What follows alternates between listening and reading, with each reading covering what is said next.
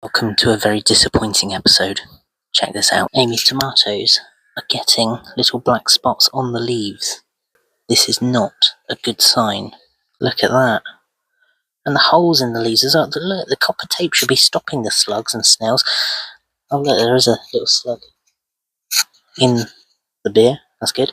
But this is not good. Let's investigate. Amy's just looking it up now on her phone. Have you got it? Have you got the article? Here we go. So apparently the diagnosis is Septoria leaf spot. Symptoms: small water-soaked spots that enlarge to become dark with a light centre. Conditions: they thrive in warm and humid conditions. Impact: it affects the lower leaves, which is exactly what it is, and it can cause them to yellow and drop prematurely, reducing the plant's vigour and yield. Oh no. Management: remove infected leaves. Carefully remove and dispose of affected leaves to prevent that spread. Improve the air circulation. Well, that's hard to do because it's up against the fence anyway. Watering practices. Water at the base of the plant to avoid wetting the leaves. Well, I do that anyway. Mulching. Apply mulch to prevent soil from splashing onto the leaves. Well, it looks fine anyway.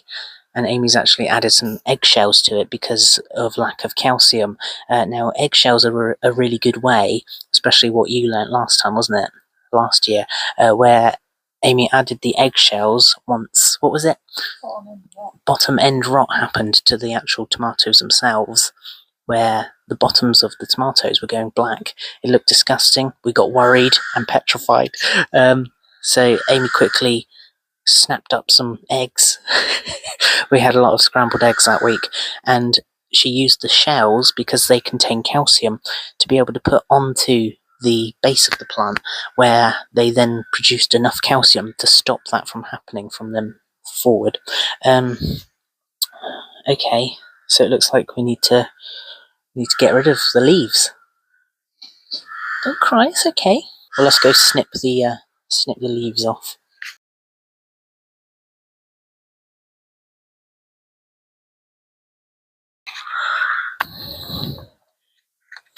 Well, it needed to be done.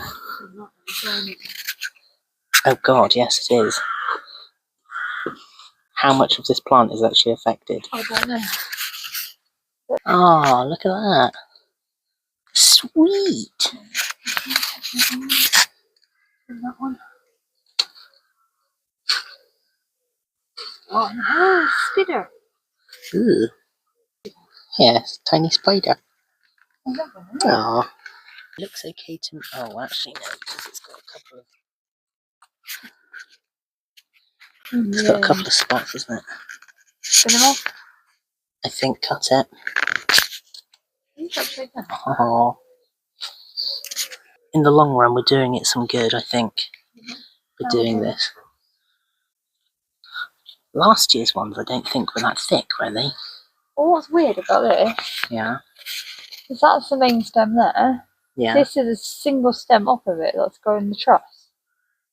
It's bizarre. That doesn't usually happen. You're going to have to cut these ones off here as well, aren't you? The other one's hiding again, isn't it? Yeah, there's a flower on it. Look at the little flowers.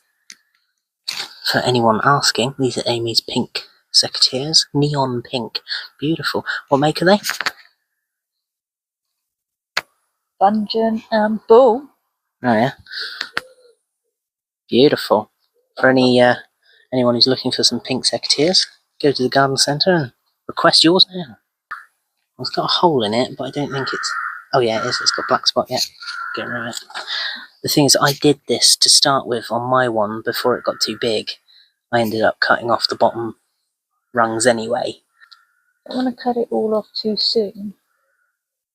I wouldn't really say this is too soon though, because it's grown quite a substantial amount already. This is nothing to be worried of. There's a flower in there as well. Amy and her tomatoes. And that is not the only bad news, because It's now been around a month since I did the Brussels sprouts and the broccoli, and nothing has happened. There's been no germination, but I've done a little digging into them to see if there was any growth at all under there. And unfortunately, I'll just show you. These are the Brussels sprouts, and this is the one that I've probed in here. You can probably see it already. The seed in the middle hasn't even done anything in the past like 35 days. There's no germination, there's no nothing from this little lot, which is really, really sad. That is another gardening fail on my part. We've also done the broccoli, and I'll just show you these. These have also not done anything, and I've done the exact same thing. I've dug some little holes. I've probed in this one here, and I don't know if you can see it, but the seed there is exposed and nothing has happened. And also the one over here as well. Absolutely nothing. I'm so glad that we ended up buying some broccolis and some Brussels sprouts from the shop. They were on clearance, thankfully, but they were going to go straight into the compost heaps on the shops. So we ended up getting them for cheap, and they're doing well. So at least we're going to have them still, but just not from seed. So from seed, it's been a very disappointing time here. I mean, who's really laughing now? These are the Brussels sprouts that I did the other day. I've already taken a chunk out, but also what's taken a chunk out is a slug. As you can see, the slime and the juices from the slugs and the snails. Naughty, naughty. It's not very good here. But Amy's now potted on the... What is it? The broccoli. Amy's now potted on the broccoli, which looks fantastic. Here they are, and they look really good. They will need bigger pots, but we haven't got any at the moment. But that's not too much of an issue because we can just turn them upside down and put them straight into bigger pots later on. Don't know if you can see that. But the lettuce seems to be doing okay in there, and the beetroot, and the pepper.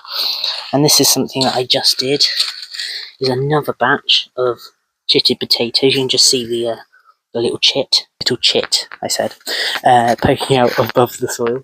And some really good news on the growing front. Check this out, the strawberries. Look at this. There is new growth on the strawberries. I never thought I'd see the day again, but they're gonna grow a crop twice, which is really exciting. So that was a more positive note to end on, I think. What else is there that I can show you that's more positive? Sweet corn is doing really well. It's nearly as big as the water butt. We've got the, this is my cherry tomato that I'm doing, which is doing pretty good at the moment. We've got lots of little trusses, as you can see, on here. And there is one down here where you can see the start of some little cherry tomatoes just starting to appear, which is something that I really needed to see today. These are the new cauliflowers. We've got the beetroot growing in there. What else? Oh, this is one of Amy's cauliflowers.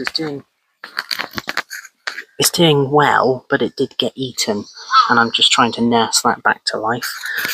We've got the carrots that were in the small free pots.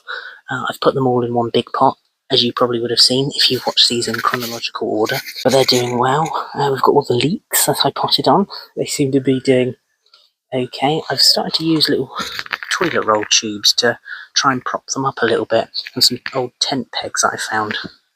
Other than that, it's doing really good. Amy's just going to try some more broccoli from seed, just to give them another chance at life. But we'll see how they get on. And also over here, this is quite exciting. I've just watered them, hence why they look a little bit meh. But that's my new beetroot that I've seeded. So everything seems to be doing okay, other than, what was it, the tomatoes, the broccoli seeds, and the Brussels sprout seeds. So there we are. Oh, and here's another one. Here is the cress that I have done. There's not too much of it. I did the whole tray worth of cress, but this is what's been produced, and it looks quite good. See, I knew there was something that I could do. Cress. Anyway, thanks very much for watching. Hopefully see you on the channel very, very soon with another update, I suppose, and things that are going right and things that are going wrong. It's all very exciting here. Thanks for watching. See you soon. Cheers.